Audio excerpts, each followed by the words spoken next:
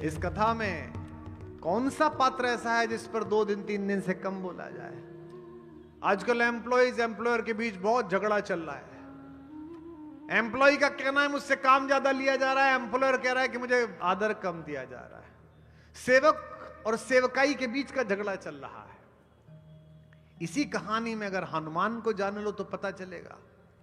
आपने कभी सोचा कि इस देश में सुग्रीव का मंदिर क्यों नहीं है?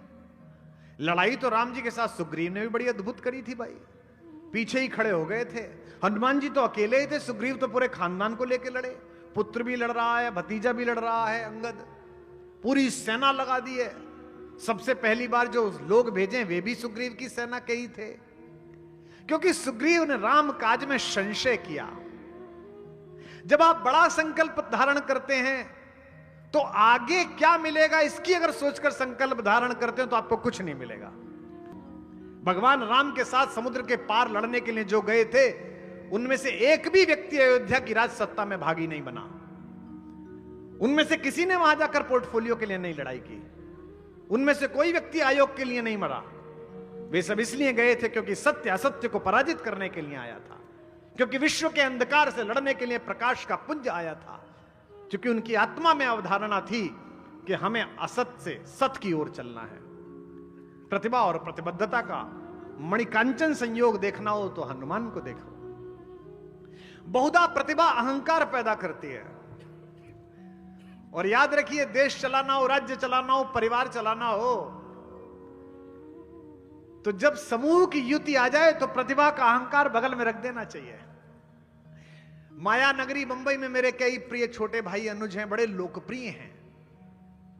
मैं उनसे मिलने जाता हूं, उनकी काफी बेचैनी है।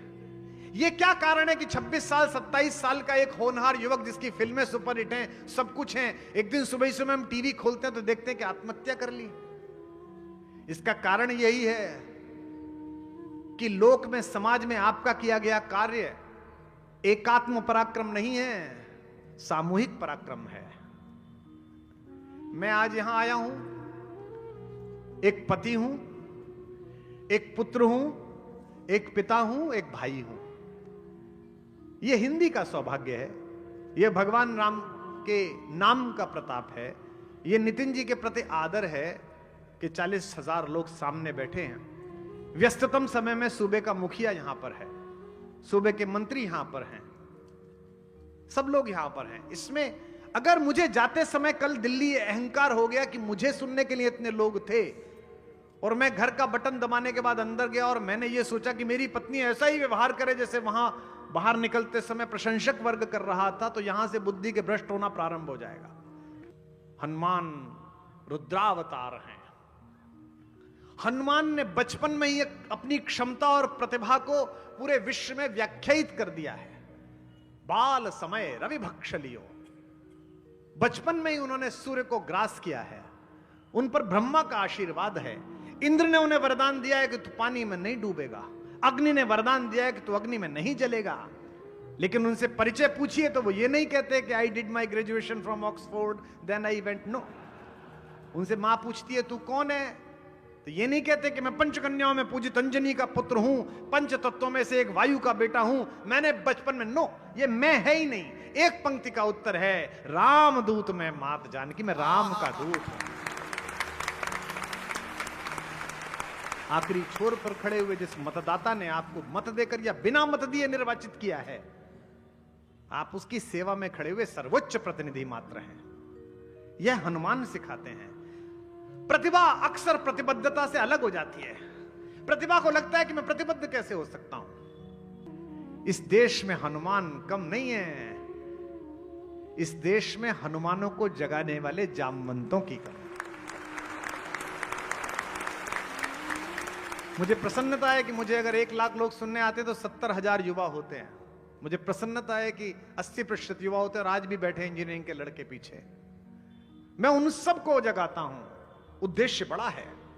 हे पवन तनय अंजनी लाल, अपनी तंद्रा को त्यागो तुम, संपूर्ण शक्ति के साथ साथ हे राम दुलारे जागो तुम।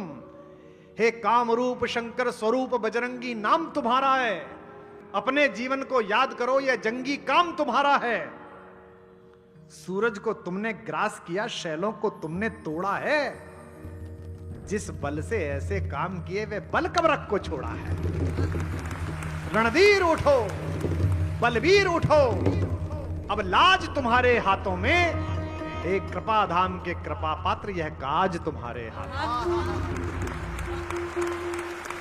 लोकसभा विधानसभा भारत नहीं है, 140 करोड़ लोग भारत हैं। 1/140 करोड़ भारत मैं हूं, 1/140 करोड़ भारत आप हैं। अपने हिस्से का भारत निर्माण प्रारंभ कर दीजिए। ये देश 25 वर्ष बाद जब 100 का होगा तो पूरा विश्व इससे आध्यात्मिक, आर्थिक, बौद्धिक नेतृत्व ले रहा होगा। ये मैं यहां से घोषणा करता हूं, मुझे पता है। लेकिन अगर बटकर रहे, अगर अपनी अपनी प्रतिभा की अहमन्यता में रहे, तो ना समाज का निर्माण होगा, ना संगठन का निर्माण होगा, ना देश का निर्माण होगा, ना आपका निर्माण होगा। बल पाइए अपरिमित, लेकिन विनम्रता रखिए हनुमान के जैसी। आकाश में हनुमान चले, भगवान के जीवन के सबसे संकटपूर्ण क्षण में खड़े हुए साथ। भगवान राम सबका संकट टालते हैं, लेकिन भगवान के जीवन में एक संकट आया कि उनकी बाईं भुजा के समान, दाईं भुजा के समान प्रिय लक्ष्मण जी मूर्छा में आ गए। और सुषेण वैद्य ने कहा कि सूरज के निकलने से पहले अगर जड़ी नहीं आई संजीवनी तो प्राण नहीं बचेंगे। भगवान रोने लगे मनुष्यों की तरह। मेरो शब पुरुषारथ थाको, विपत्ति विदारण बंधु बाहु बिन। विपत्ति को चीर देने वाले बाह जैसे भाई के बिना मैं क्या करूंगा? करत भरोसों का को, मैं अयोध्या जाके क्या करूंगा? मैं सीता को वापस लाके युद्ध जीत के भी क्या करूंगा अगर ये साथ नहीं गया? ऐसे समय में हनुमान आकाश मार्ग से चले। आप सब जानते हैं कि सूर्य कभी नहीं छिपता। संध्या के समय हनुमान उड़े और सुबह तक आना था। हम लोग कहते हैं ना सूरज छिप गया। आप सब जानते हैं विज्ञान के विद्यार्थी, सूरज नहीं छिपता। हमारी मां पृथ्वी हमें गोद में लेकर हमारे पिता सूर्य की ओर से पीठ फेर लेती है। ममता में बेटे होने के कारण मां को तो कुछ नहीं कहते, पिता पर दोष लगा देते हैं कि तू छिप गया। वो छिपता थोड़े ही है बेचारा। आज यहां छिपा हुआ है तो कैलिफोर्निया में निकला हुआ है, सुबह फिर यहां निकल जाएगा। तो आकाश में जब सूर्य मिला, हनुमान जी उड़े, तो हनुमान जी ने सूर्य से बातचीत की। भारत के विदेश मंत्री की यह बातचीत होनी चाहिए यूनाइटेड नेशंस में। भारत के विदेश मंत्री की यह बातचीत होनी चाहिए उस छोटी आंख वाले देश में जिसकी ओछी नजर भारत के ऊपर है। सूरज से बात करते हुए हनुमान जो कहते हैं वो शक्ति और विनम्रता का अद्भुत संयोग है। सबसे पहला वाक्य जो वो बोले हैं उसी में उनकी कूटनीति पता चलती है कि बोलना कैसा चाहिए एक विदेश यात्रा जा रहे हुए एक राजनयिक को। हे सूरज इतना याद रहे, संकट एक सूरज वंश पे है। कहते हैं रामवीर तो सूर्यवंशी है, मैं तो तुम्हारा ही काम करने जा रहा हूं। इसे कहते हैं हे सूरज इतना याद रहे, संकट एक सूरज वंश पे है। लंका के नीच राहु द्वारा आघात दिनेश अंश पर है। और पोलाइट होते हैं, मेरे आने से पहले यदि किरणों का चमत्कार होगा तो सूर्य वंश में सूर्यदेव निश्चित ही अंधकार होगा। आशा है स्वल्प प्रार्थना यह सच्चे जी से स्वीकारोगे। आतुर की आर्त अवस्था को होकर करुणार्ध निहारोगे। इसलिए छिपे रहना भगवन। जिसने राम के अलावा किसी को ईश्वर नहीं माना वो सूर्य से कह रहा है, हनुमान जी कह रहे हैं इसलिए छिपे रहना भगवन। जब संकट निशा मिटा दूं मैं, बस तभी प्रकट होना दिनकर। जब जड़ी पहुंचा दूं मैं। और 8 पंक्तियों के बाद फिर धीमे से अपना विजिटिंग कार्ड निकालकर भारत का स्वर गूंजता है, अन्यथा क्षमा करना दिनकर।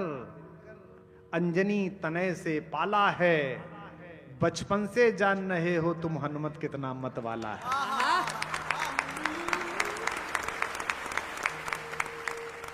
यह स्मरण अलंकार। भारत के वीर शहीदों पर कायरतापूर्ण हमला हुआ पुलवामा में। भारत की सरकार ने, भारत की सेना ने उसका बदला लिया और सरहद के पार जाकर उन नरपिशाचों का निर्मूल किया। मैं राजनीति में था दुर्योग से उस समय। नहीं, इसमें क्या, इसमें बुरा क्या मानना, सबको थोड़ी फलती है, हमको नहीं फली। मैंने कहा ये बात सेनानी करो प्रयाण अभय। मैं जिस दल में था उसके मुखिया नाराज हो गए। उन्होंने कहा गलत बात है। उन्होंने सरकार से सबूत मांग लिए। मैंने बताया उनको कि ऐसा मत करिए, पूरा देश ताली बजा रहा है, प्रसन्न है, बीच में मुंह मत दीजिए।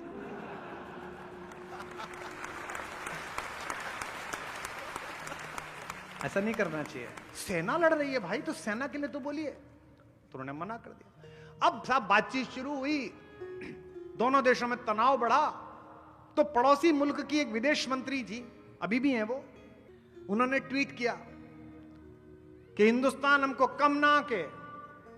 तब वो विपक्ष में थी, बोली हिंदुस्तान कम ना के, अगर युद्ध हुआ। उन्होंने मेरे ट्वीट पर टैग करके ये बात कही, अंग्रेजी में लिखी, मेरे नाना भी फौज में थे, मैं भी लड़ने जाऊंगी। मैंने इतनी मासूम बात उनसे पूछी थी कि वो ब्लॉक करके चली गई मुझे। ये स्मरण अलंकार है। अन्यथा क्षमा करना दिनकर, अंजनी तने से पाला है, बचपन से जान रहे हो तुम। उन्होंने लिखा मैं भी लड़ने जाऊंगी, मेरे नाना भी फौज में थे। तो मैंने सिर्फ इतना पूछा कि मोहतरमा आपके नाना ढाका में पोस्टेड थे?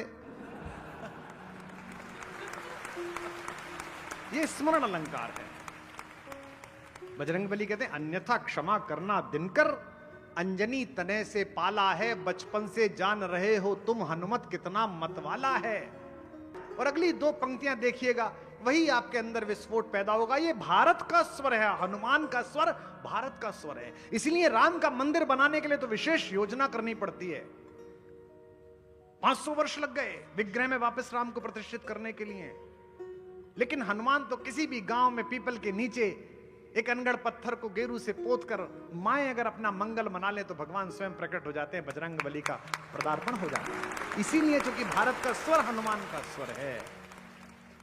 मुख में तुमको धर रखने का फिर वही क्रूर साधन होगा। बंदी मोचन तब होगा जब लक्ष्मण का दुख मोचन होगा।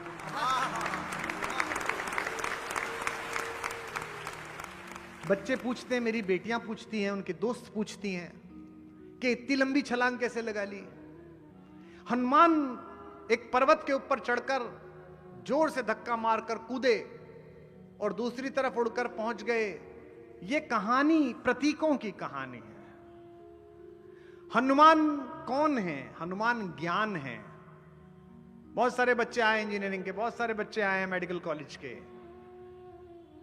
हनुमान ज्ञान का प्रतीक है। ज्ञान इनाम अग्रगण्य, ज्ञानियों में भी सबसे नंबर 1 है वो। हनुमान इतने ज्ञानी है कि जब पहली बार राम जी उनसे मिले तो इतनी शुद्ध संस्कृत बोली कि भगवान ने लक्ष्मण जी से कहा, वाक्यज्ञम मधुरम इदम सुग्रीवम सचिवः कपि।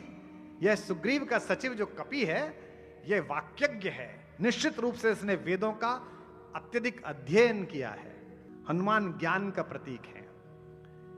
ज्ञान किसकी खोज में चला है? अब जरा मैं प्रबोधन के नगर में हूं, बौद्धिक देने वाले लोग इसी शहर से जाते हैं। हनुमान ज्ञान का प्रतीक है। वो ढूंढने किसे जा रहे हैं? सीता को। सीता शांति का प्रतीक है। शांति किसे मिलती है? जो मेहनत करता है। राजा जनक को मिली सीता, और जनक जब राज्यसभा में बैठे थे तब नहीं मिली। जनक जब ज्ञानियों के बीच बैठे थे तब नहीं मिली। जनक जब किसान बनकर हल चला रहे थे तब सीता प्राप्त हुई। ज्ञान शांति की खोज में चला है, और ज्ञान शांति की खोज में तभी चल पाएगा जब वो पृथ्वी के आकर्षण से ऊपर उठ जाएगा। यानी कि वो पर्वत के ऊपर चढ़े, भूधर से छलांग लगाई। जब आप पृथ्वी का आकर्षण छोड़ दोगे, यानी कि गाड़ी, घड़ियां, धन संपत्ति, इसका आकर्षण छोड़ दोगे, तब जाकर आप शांति पा सकते हो। संतों का बड़ा इस देश में योगदान है। मैं एक युवा संन्यास की तरफ गए हुए एक मित्र से मिला। किसी ने मुझसे कहा हमारे गुरुजी इनसे जरूर मिलिए, तो मैं मिलने के लिए गया। 40-42 साल के थे, अमेरिका में सॉफ्टवेयर की कंपनी चलाते थे, संन्यास ले लिया है। तो मैं भी बड़ा प्रभावित हुआ, क्योंकि मैं भी लेना चाहता हूं, लेकिन हिम्मत ही नहीं होती अभी। पता नहीं कब होगी, पुत्रियों का विवाह कर दूं शायद तब लूं, या पता नहीं, या ना लूं, कुछ पता नहीं है। यही जाने, यही करवाते हैं, यही उधर ले गए थे, यही इधर लिया है, इन्हीं का काम है। तो मैं मिलने गया, वो बड़े खुश हुए, बोले मैं आपके वीडियो देखता हूं। So I was in IIT Kharagpur, then I join Harvard, फिर मैंने वहां कंपनी खोली। आप कभी कैलिफोर्निया गए? मैंने कहा जी गया हूं। 17 माइल्स गए? मैंने कहा हाँ, वहां मेरा घर था, मेरे पास ये वाली गाड़ी थी। मैं बाहर निकल के आया तो जो व्यक्ति ले गया तो बोले कैसे लगे हमारे गुरुजी, सन्यास ले लिया? मैंने कहा नहीं अभी लेंगे, लिया नहीं है। बोले ले तो लिया, सब छोड़ आए। मैंने कहा जो जो छोड़ के आए थे उसे याद कर रहे थे कि ये छोड़ आया, ये छोड़। सन्यास मतलब देह में होते हुए भी देह से बाहर। जैसे विदेह योगी भी हैं शरण जिनकी, जो अनासक्त गे ही। घर में रहते हुए अनासक्त हो जाना। हनुमान भूधर से छलांग लगाते हैं। सबसे पहले क्या मिलता है? मैनाक पर्वत। मैनाक पर्वत क्या है? सोना चांदी, यानी कि संसाधन। संसाधनों का अपमान नहीं करना है। भगवान ने क्या किया? हनुमान जी ने मैनाक को प्रणाम किया और चले गए। फिर मिली सुरसा। पत्रकार यहां बैठे हैं, बौद्धिक लोग बैठे हैं। सुरसा किसका प्रतीक है? यश का प्रतीक।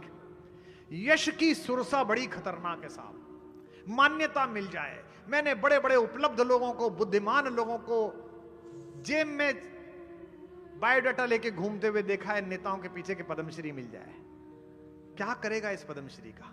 मिल जाए बहुत अच्छा है। ऐसा तो नहीं है कि आयुर्वेद में लिखा हुआ है कि पद्मश्री के ऊपर शहद और त्रिफला डाल के चाटने से उम्र बढ़ती है या बुद्धि बढ़ जाती है। मिल जाएगी तो ठीक है, नहीं मिलेगा तो क्या करेगा? यश की सुरसा केवल शांत नहीं होती है।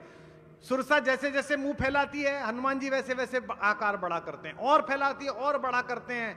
और परास्त कैसे होगी यश की सुरसा? स्वयं को क्षुद्र बना लो, छोटा बना लो तो परास्त हो जाएगी। पद्मश्री मिल गई तो पद्म भूषण चाहिए, पद्म भूषण मिल गया तो विभूषण चाहिए, विभूषण मिल गया भारत रत्न चाहिए, ये मिल गया तो गवर्नर बना दो। चार पाए की कुर्सी पर बैठने के लिए इतनी आतुरता, जबकि जाना 4 कदम 2 पहिए, उसका पता नहीं है कितने बजे निकलना है। यह जो यश की सुरसा है, राजनेता तो फिर भी 5 वर्ष के लिए, 10 वर्ष के लिए, और बड़ा परेशान है, सुबह से शाम तक सबकी समस्या उसके द्वार पर है। लेकिन यह मैंने काम किया, मुझे यश मिल जाए। हनुमान जी ने इसका उपचार बताया है। उपचार ठीक लगे तो बताना। यश की सुरसा जब मन में बड़ा आकार करने लगे, उसी पल स्वयं को सबसे छोटा बना लो तो इससे बाहर निकल आओगे, सुरसा परास्त हो जाए। प्रतीक समझो इस पूरी हनुमान की यात्रा का। पहुंचे हैं तो लंका कैसी है? सोई हुई लंका है। क्यों? क्योंकि सोने की लंका है। सोना अर्थात सामर्थ्य, सोना अर्थात संपत्ति। संपत्ति और सामर्थ्य के चक्कर में जो पड़ा वो गहरी नींद सोया हुआ है। संतोष साधन से नहीं आता। सोने की सारी लंका सोई हुई है, केवल एक ही व्यक्ति जाग रहा है जो भगवान का नाम लेता है, जिसका नाम विभीषण है। इस पूरी सोने की लंका के व्यवधान में अगर जागरण करना है तो जिसके अंदर राम का नाम है, जिसके अंदर ईश्वर है, वो जागेगा। क्योंकि विभीषण ने स्व को विगलित कर दिया है। विभीषण कहते हैं कि मुझे भगवान अपना लेंगे क्या? हनुमान कहते हैं अरे हमारा चेहरा देख के तो सुबह को खाना नहीं मिलता किसी को। प्रात ले जो नाम हमारा, ते ही दिन ता ही न मिले आहारा। जब मुझे गले लगा सकते हैं तो तुम्हें तो गले लगा ही लेंगे। अगर हनुमान हो तो हर संगठन में आपकी कीमत होगी, और अगर हनुमान नहीं हो, स्वयं की प्रतिभा पर ही मुग्ध हो, तो न परिवार में सम्मान मिलेगा, न समाज में सम्मान मिलेगा, न जीवन से जाने के बाद सम्मान मिलेगा। राज्याभिषेक के बाद सब लोग चले गए। विभीषण जी लंका चले गए, सुग्रीव जी किष्किंधा चले गए, अंगद युवराज बन गए, जामवंत अपने आश्रम में चले गए। एक ही आदमी रह गया, हनुमान। अब ये बंबई में शपथ ग्रहण समारोह के आनंद में हम में से किसी को बुला लें कि कुमार जी आइए, और हम इनके घर में ही रुक जाएं 13 दिन, तो ये पूछेंगे कि भी जाएगा कब ये कवि? तो भगवान ने कहा कि यार ये जा ही नहीं रहा है। हमारी बुंदेली राम कथा में आती है कहानी, बड़ी मजे की है। तो भगवान ने मां से कहा सीता से रात्रि में कि सुनो, ये हनुमान को भी कोई राज्य दे दिया जाए, इसको भी कोई दायित्व, कोई पद दे, ये जाए अपना काम करे, बड़ी सेवा की इसने, तो कल इससे बात करो, अब ये जाए, काम पूरा हुआ, अपना काम देखे। सीता जी ने कहा ये काम मुझे मत देना, खबरदार जो मुझसे ऐसा काम कहा, मैं ना कहूंगी उसे अयोध्या छोड़ने को। और अगली बात, परिहास में सीता जी ने जो कही उसे राम जी ने भी बुरा नहीं माना, आप भी मत मानिए। अपने बेटों को बिना अपराध के जंगल भेज देने का चलन आपके खानदान में होगा, मेरे खानदान में नहीं था। मैं नहीं कहूंगा, आप देख लो, मैं नहीं कहूंगा। बेचारे राम जी ताना सुन के सो गए। सुबह उठे, भरत जी मिले, प्राइम मिनिस्टर, प्रधानमंत्री थे वो उनके राज्य के। उन्होंने कहा, भरत, ये हनुमान के लिए कोई पद निकालो और इससे कहो कि जाए। भरत ने कहा, जी देखो प्रभु, ऐसा है, हमने तो चिता सजा ली थी ये मान के कि आप नहीं आ रहे। हमको तो आश्वस्ति हनुमान ने दिया कि नहीं चिंता मत करो, लौट के आ रहे हैं। तो मैं नहीं कहूंगा। और 14 वर्ष भाई का वियोग क्या होता है ये मैंने जाना है। अब मैं हनुमान के वियोग में नहीं जीऊंगा, मैं नहीं कहूंगा। लक्ष्मण जी से कहा कि लक्ष्मण जी तुम बोलो। लक्ष्मण जी ने कहा, प्रभु आप तो बड़े भैया थे, आपसे तो बात डायरेक्ट संभव ही नहीं थी। और माता का इतना आदर है कि बिछुए ही देखे, चेहरा देखा नहीं। हमारे तो आखिर के सारे वर्ष इन्हीं की मैत्री में कटे। और मैं तो जब मूर्छित हो गया था, आपने तो सारा रोने पीटना प्रारंभ कर दिया। वो तो ये नहीं होते तो मैं क्यों होता। तो मैं अपने मुक्तिदाता को वापस नहीं भेज सकता। अंत में रामचंद्र जी ने शत्रुघ्न जी को बुलाया। बोले, बेटा तुम इनसे बोलो कि ये चले जाए। वो बोले, जी ये बहुत अच्छी रही, पूरी रामायण में मैं बोला नहीं, और अब मैं इनसे बोलूं। बोले, प्रभु इतना भी मतलब भाइयों में विभेद मत करो, मेरे बस की नहीं है। अंत में दुखी होकर, सब तरफ से निराश होकर, भरी राज्यसभा में हनुमान जी की प्रशस्ति में एक भाषण दिया राम जी ने। जिसको कार्यमुक्त करती है पार्टी, पहले उसकी प्रशंसा करती है कि आपने इस पद पर बहुत अच्छा काम किया, आपकी सेवाओं का बड़ा स्मरण किया जाएगा, आज से आपको इस कार्य से मुक्त किया जाएगा। तो भगवान जी ने पहले भाषण दिया। बोले, बेटा तुमने बड़ी मेहनत की। ओ हो बेटा, मैं तो देखो आज छोड़ गया था लक्ष्मण के समय, और बेटा तुमने वो जो किया, पुत्र तुम मेरे बेटे के समान हो, भाई के समान हो, तुम मोई प्रिय ही भरत नहीं सम भाई। क्या बात है तुम्हारी, हा। और तुमने जो किया, और मैंने जो राज्य पे बैठा हूं तुम्हारी वजह से। और लक्ष्मण का जितना उपकार है, सुग्रीव का जितना उपकार है, तुम्हारे सुग्रीव से भी दुगने उपकार मुझ पर हैं। अब एक काम करो, तुम भी कोई एक पद लेके जाओ, यहां से जाओ, अपना काम करो। हनुमान जी समझ गए, वो भी ज्ञानी है, ज्ञानी नाम अग्रगण्य, वो बिल्कुल भावुक नहीं हुए, जाना तो था ही नहीं उन्हें। तो वो खड़े हो गए, बोले, साहब आपने जो स्टेटमेंट दिया है इसमें थोड़ा गड़बड़ है। आपने अभी कहा कि सुग्रीव से दुगने उपकार है मेरे, और एक पद ले ले। सुग्रीव के जितने उपकार थे उसमें उसे एक पद दे दिया, राजा बना दिया, और मेरे दुगने और पद भी एक ही। तो मुझे कम से कम 2 पद तो दो। तो राम जी ने सोचा, लालच आ गया इसके मन में। राम जी ने कहा, ठीक है 2 पद चुन ले। तुरंत ही हनुमान जी चरणों में बैठ गए और दोनों पद पकड़ लिए। बोले, बस यही पद दे दो, इन्हीं में चरण राधि दे, ये 2 पद मुझे चाहिए। सारी योग्यताएं, मनोजवम, मन की गति से चलने वाले, मारुत तुल्य वेगम, जितेंद्रियम, इंद्रियों पर विजय पाने वाले, बुद्धिमताम वरिष्ठम, बुद्धिमानों में वरिष्ठ, वातात्मजम, पंच तत्वों में से एक, वायु के पुत्र, वानर यूथ मुख्यम। ये सब क्वालिफिकेशन एक शब्द में समाई, क्या? श्री रामदूतम। मनोजवं मारुततुल्यवेगं, जितेन्द्रियं बोधिमतां वरिष्ठं। मनोजवं मारुततुल्यवेगं, जितेन्द्रियं बोधिमतां वरिष्ठं। वातात्मजं वानरयूथमुख्यं, श्रीरामदूतं शरणं प्रपद्ये। मनोजवं मारुततुल्यवेगं, जितेन्द्रियं बोधिमतां वरिष्ठं। वातात्मजं वानरयूथमुख्यं, श्रीरामदूतं शरणं प्रपद्ये। श्रीरामदूतं शरणं प्रपद्ये, श्रीरामदूतं शरणं प्रपद्ये। बोल बजरंग बली भगवान की।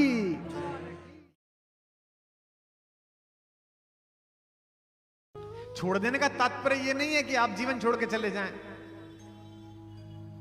मां सीता के पिता तो राजा होते हुए भी सन्यासी थे, इसलिए उनका नाम विदेह है। देह में होते हुए देह से बाहर। योगी भी है शरण जिनकी जो अनासक्त गेही, जय जय राजा जनक पुण्य देही विदेही। बहुत सारे लोग होते हैं जिनमें साधुता आने के बाद, संन्यास्त भाव आने के बाद भी आकर्षण बचा रह जाता है, और बहुत सारे लोग होते हैं जो घर में रहते हुए भी उस आकर्षण से बाहर रहते हैं। तो ये जो छोड़ देने का निर्णय है, ये मुश्किल है, लेकिन ये एक पल में होता है। तार्किक बुद्धि की एक सीमा है, एक जगह आती है जहां तर्क समाप्त हो जाता है। तो हर्ष, तुम्हारी फिजिक्स केवल पदार्थ का गुणधर्म बताती है, लेकिन मनुष्य का गुणधर्म वह कुंभ बताएगा।